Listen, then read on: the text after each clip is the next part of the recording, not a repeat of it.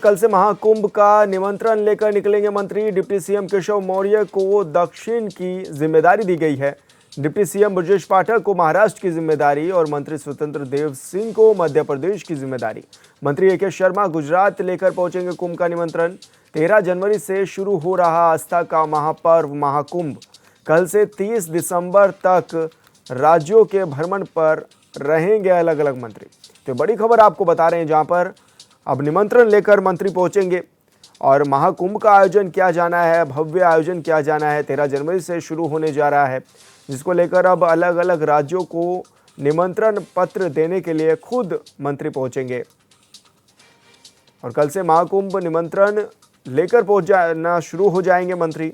Deputy CM Keshav Prasad Maurya दक्षिण की उनको जिम्मेदारी दी गई है और ब्रजेश पाठक को महाराष्ट्र की जिम्मेदारी सौंपी गई है, तो वहीं स्वतंत्र देव सिंह को मध्य प्रदेश की भी जिम्मेदारी सौंपी गई है और ए.के. शर्मा गुजरात लेकर पहुंचेंगे कुंभ का निमंत्रण।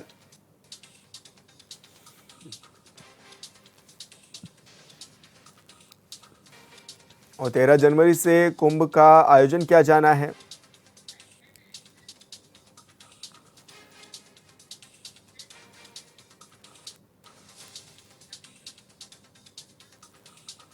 और ब्यूरो चीफ प्रदीप आनंद श्रीवास्तव हमारे साथ फोन लाइन पर जुड़ गए हैं। प्रदीप, क्या कुछ जानकारी मिल रही है, किस किस को कहां कहां की जिम्मेदारी सौंपी भी गई है और महाकुंभ का आयोजन होना है, भव्य और दिव्य रहने वाला है महाकुंभ, तो किस तरह की तैयारियां भी देखी जा रही हैं हाल फिलहाल में?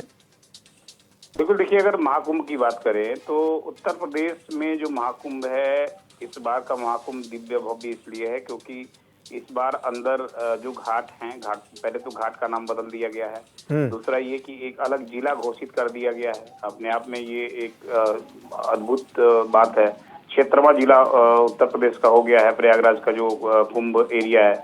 इसके अलावा अगर बात करें तो वहाँ पर जो पथ बन रहे हैं वो विदेशी तकनीक से, जो सऊदी अरबिया में जो सड़कें बनती हैं, रबर की सड़कें होती हैं, और उनको उन सड़कों को जो है कुंभ के बाद हटा लिया जाएगा। तो बहुत ही इजी वे में उसको वहाँ पर सेटअप उसका लगाया जा रहा है और फिर उसके बाद उसको निकाल लिया जाएगा, जिसकी वजह से आम श्रद्धालु और साधुजनों को कोई दिक्कत ना हो। अब बात करते हैं जो उत्तर प्रदेश के प्रमुख मंत्री हैं, उनकी जो ड्यूटियां लगाई गई हैं।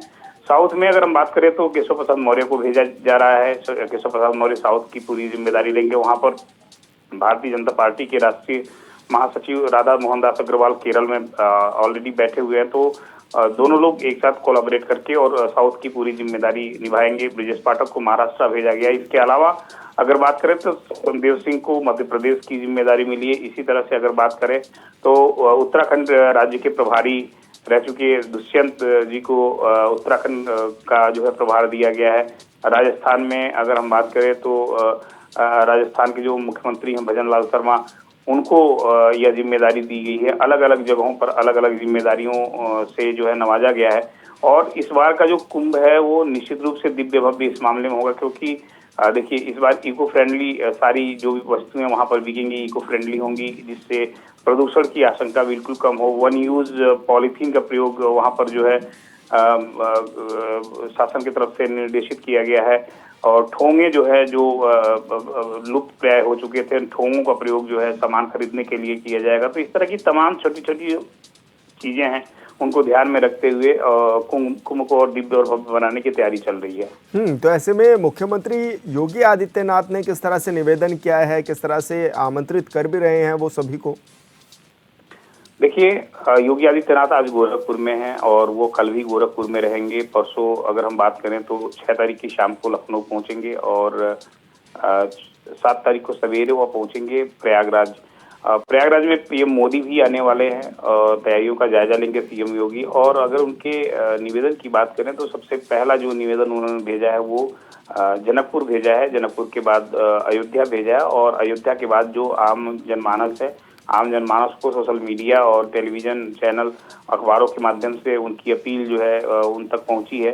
इसके अलावा अगर हम बात करें तो इंडोनेशिया, नेपाल और मलेशिया, बैंकॉक, भूटान, ये देश है। यहाँ के जो राजदूत है उनको सीधे मुख्यमंत्री योगी आदित्यनाथ ने चिट्ठी लिखी है और वो कार्ड भी भेजा है कि महाकुंभ में आए और जो है महाकुंभ में जो भारतीय संस्कृति है उसका अवलोकन करें। इसके अलावा अगर बात करें तो पूरे देश में करीब 768 नंबर जो है वो शोभा यात्रा और रथ यात्रा निकाली जाएगी लोगों को जागरूक करने के लिए। कुंभ हमारा जो सांस्कृतिक हमारी जो धरोहर है वो किस तरह से पुनर्जीवित हो रही है उसको बताने के लिए शोभा यात्राओं का भी आयोजन किया गया है। तो अपने आप में जो तैयारियां हैं करीब करीब मुकम्मल की जा चुकी हैं और अब किसी भी क्षण योगी आदित्यनाथ उन तैयारियों का जायजा लेने के लिए प्रयागराज के लिए कूच करेंगे। बिल्कुल प्रदीप, बहुत शुक्रिया आपका तमाम जानकारी साझा करने के लिए।